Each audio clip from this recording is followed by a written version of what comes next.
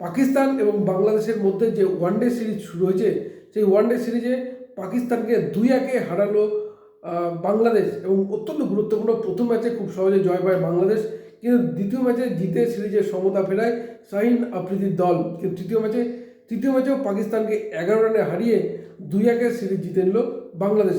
এবং তৃতীয় ম্যাচের দিন বাংলাদেশ প্রথমে ব্যাট করতে নামে এবং নির্ধারিত 50 ওভারে 5 উইকেট হারিয়ে তোলে 290 রান। এবং যদিও বাংলাদেশে এই রান কিন্তু 300-র ওপরে যাওয়ার কথা ছিল, কারণ বিশেষ করে ওপেনিং জুড়িতে কিন্তু বাংলাদেশ তোলে 105 রান, কিন্তু তারপরেই ছন্দপতন এবং যার ফলে বাংলাদেশের ইনিংস থেমে যায় 290 রান। যদিও 290 রান কিন্তু নেহাত খুব একটা ছোটো স্কোর নয়। এবং বাংলাদেশের ব্যাটসম্যানদের মধ্যে যাদের কথা বলতে হয় তার নাম হচ্ছে তানজিদ হাসান, করেন 107 বলে 107 রান করেন, মারেন 6টি 4 এবং 7টি ছক্কা।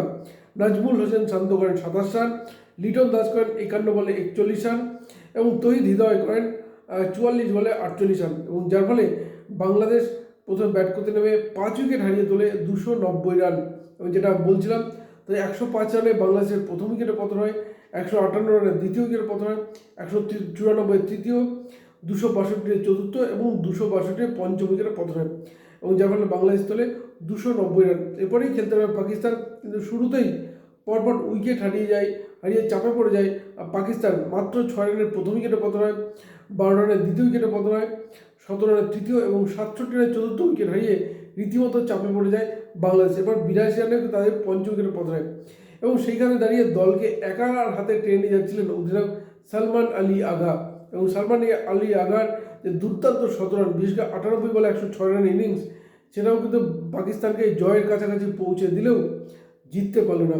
এবং যার ফলে রীতিমতো বিফলে গেল সালমান আলী আগার লড়াকু 98 বলে 106 রান। এছাড়া আর কোনো ব্যাটসম্যানই সেও কিন্তু রান পাননি।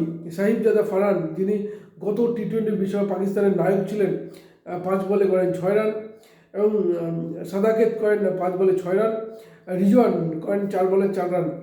এবং যদি বলা যায় সালমান আলী আগে কিছুটা সহায়তা করেন শান মাসুদ করেন 44 বলে 38 রান এবং শেষ দিকে অধিনায়ক শাহিন আফ্রিদি করেন 38 বলে 37 রান। এবং যার ফলে পাকিস্তান নির্ধারিত 50 ওভারে 279 রানে অল আউট হয়ে যায়। এবং যার ফলে এই ম্যাচ কিন্তু বাংলাদেশ জিতল 11 রানে।